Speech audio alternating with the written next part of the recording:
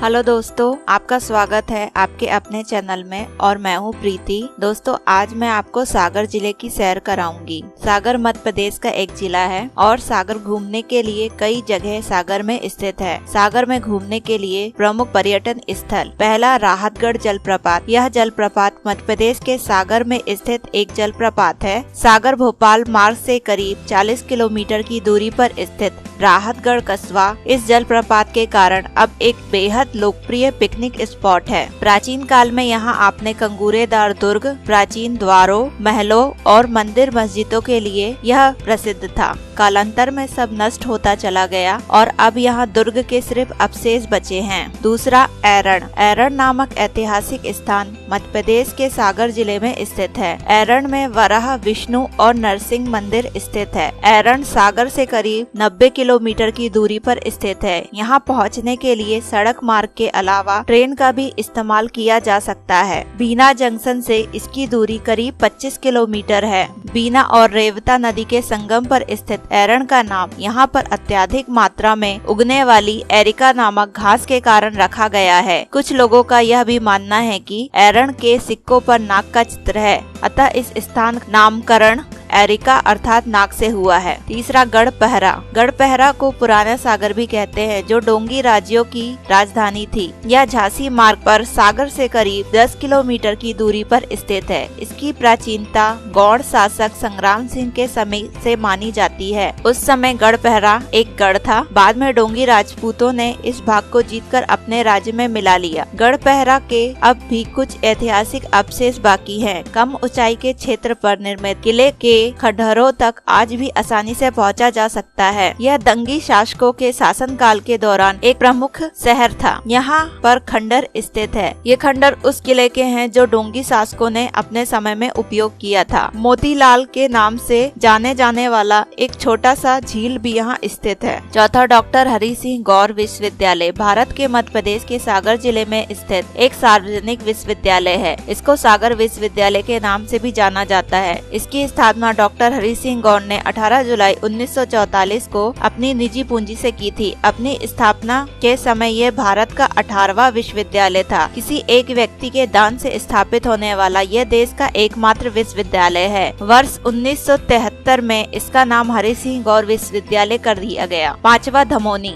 सागर के उत्तर में झांसी मार्ग पर करीब 44 किलोमीटर की दूरी पर स्थित धमोनी अब उजाड़ हो चुका है, लेकिन इसका ऐतिहासिक दृष्टि से बहुत महत्व है। मंडला वंश के एक वंशज सूरज शाह ने यहाँ पर किले को बनाया था। पुराने खंडरों के कारण धमोनी पुरातात्विक दृष्टि से बहुत महत्वपूर्ण स्थान रखता है। किले के अलावा यहाँ रानी महल के नाम से विख्यात एक महल भी है। यहाँ का एक अन्य उल्लेखनीय स्थान मुस्लिम संतों की 2 मजारें भी है। इनमें से एक बलजीत शाह की मजार है, जिन्हें अबुल फजल के गुरु समझा जाता है। दूसरी मजार मस्तान शाह वली की मानी जाती है, जिनके बारे में कहा जाता है कि गाँव में पानी नहीं मिलने के कारण उन्होंने धमोनी को बदुआ दी थी। गांव के किनारे कुछ जैन मंदिर भी हैं, जिनका निर्माण 1815 से 1819 के बीच हुआ था। छठवां नोरा देही संरक्षित वन और अभ्यारण्य। यह जंगली जीवों को संरक्षित करके रखा जाता है। सागर, दमोह और नरसिंहपुर जिले में फैली इस वाइल्ड लाइफ सेंचुरी में ट्रेकिंग, एडवेंचर और वाइल्ड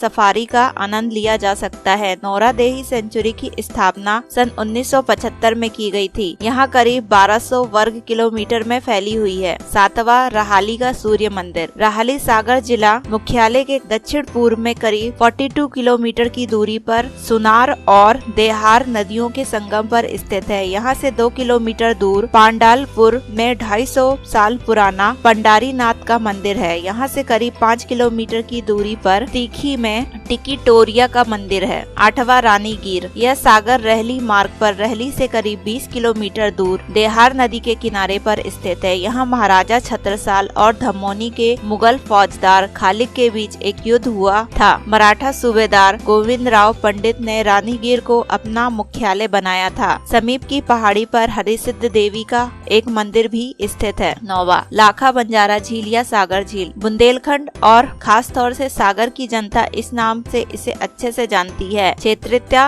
और स्थानीय परंपरा में विश्वास करने वालों ने लाखा बंजारा के नाम पर सागर झील का नाम लाखा बंजारा झील रखा है। इस झील को लेकर एक दुखद कहानी यह है कि इस झील के कारण एक नवविवाहित दंपति को अपने प्राण खोना पड़ा, तब इस झील में पानी आया है। 10वां आबचंद की गुफाएं। सागर से करीब 35 किलोमीटर की दूरी पर सागर दमोह मार्ग पर लगभग 1 दर्जन शैल गुफाएं हैं। ये गुफाएं गंधेरी नदी की घाटी में आबचंद की रक्षित वन की घनी झाड़ियों वाले क्षेत्र में सुरक्षित है। इन गुफाओं में पाए गए शैल चित्र में रंगीन चित्रकारी की गई है। सबसे बड़ी गुफा करीब 40 फीट लंबी है। आबचंद की गुफाएं गिरबर रेलवे स्टेशन से 3 किलोमीटर की दूरी पर स्थित है। 11वां आबचंद रिजर्व वन। सागर से लगभग 20 मील की दूरी पर स्थित है। यहाँ पर आप प्रकृति के नजारे को मजा ले सकते हैं। यहाँ पर चारों तरफ हरियाली है। 12वां भापेल। यह एक ऐतिहासिक जगह है, यहाँ पर आपको जाना चाहिए। इस जगह पर 1857 के प्रसिद्ध विद्रोह के दौरान एक बहुत महत्वपूर्ण जगह कही जाती है, जहाँ पर ब्रिटिश सैनिकों का